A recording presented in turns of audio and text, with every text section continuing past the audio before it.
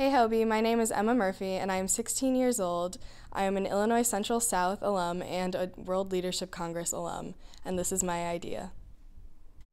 Over the summer at Hobie, we discussed water insecurity in third world countries. So I took that home with me and I met with my science teacher, and we discussed ways that we could help those third world countries from our place right now. We will be using our research to focus mainly on algae membranes, specifically the species Euglena, to work as a purification of water. Our end goal is to create a sustainable water purification system that is maintainable to all.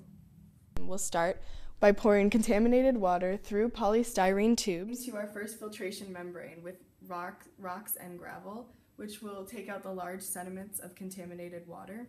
And it will continue traveling through the polystyrene tubes into our first algae membrane section, where we'll use the Euglena algae to filter through all the phosphate and the nitrate of the contaminated water, which the algae naturally feeds off of. The next step in our water filtration system goes to the UV solar panel, which will heat up the water through this tube for up to 10 to 12 hours of sunlight.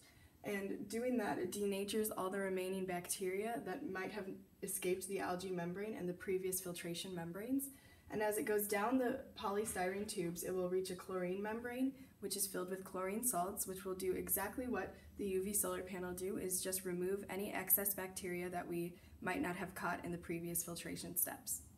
The final step in this system would be to go through the second algae membrane for quality assurance to make sure that we have filtrated all of the natural toxins out of the contaminated water.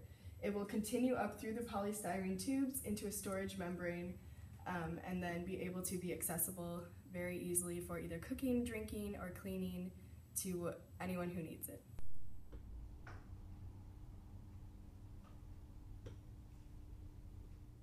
At Hobie, we were challenged to think globally and act locally.